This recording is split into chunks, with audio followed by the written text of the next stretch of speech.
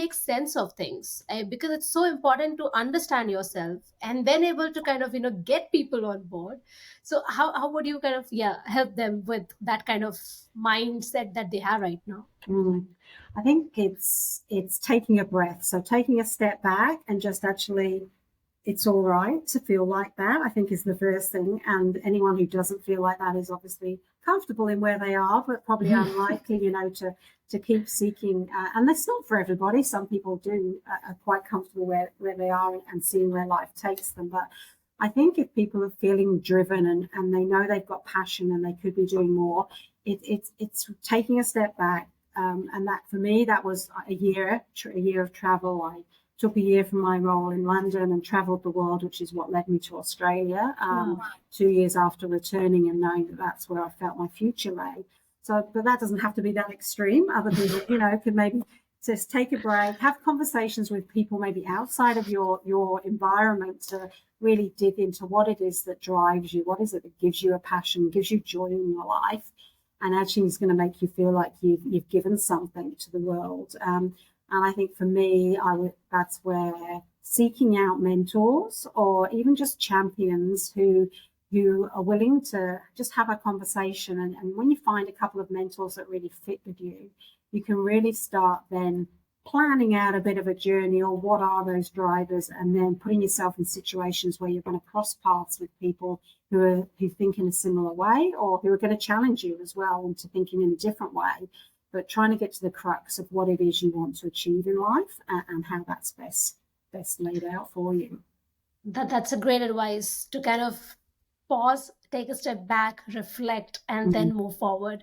Wow, this is amazing. So Di, now that you were in this phase where you were, kind of going ahead with your profession, your life, and I think this was a time when you started kind of bringing people on board. And this, which I feel is the most important aspect of any profession that you're in, because work gets done, but it's the people that you sort of really kind of interact with, understand them, communicate, and get things going.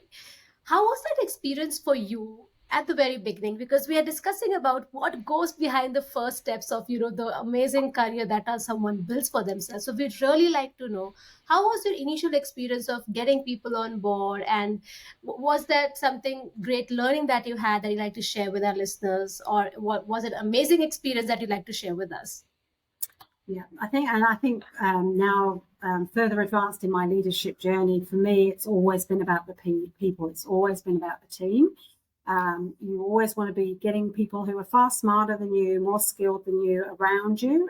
As a leader, you don't need to know everything. And I think that's where a lot of times teams can fail, because leaders think they need to have all the information and they need to have all of the detail and be able to talk in front of everyone about everything. For me, it's always about bringing people on a journey.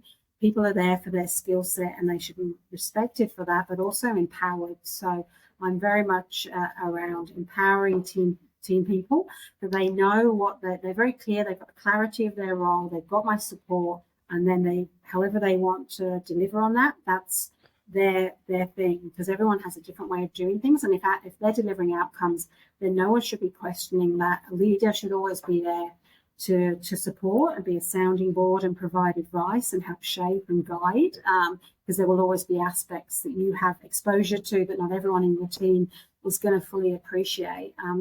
For me, I think, particularly in my early years working in construction and being usually the only woman in a room full of men, really helped shape my confidence around that, and also seeing how some bad behaviours were never addressed. And then that kind of, although you've got to wait, your confidence kind of builds up in that space to question things. I think for me that really shifted my understanding of leadership, and it wasn't necessarily about it's the person who's in charge, who's been there the longest, who has just, kind of found themselves up there. That doesn't make a good leader. A leader truly is someone who's authentic, they're honest, they're all.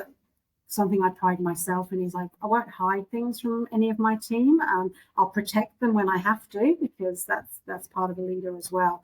But it's about that empowerment, and then others respond to honesty and integrity. And quite often a lot of my team would say at various stages of my life, how do we know this is the right thing to do? And I'll always say, if you're doing it with integrity, then it's the right thing to do. It may not succeed, but at least then you know you're not doing it for the wrong reasons. So I think that's what I've always tried to instill in others and demonstrate myself.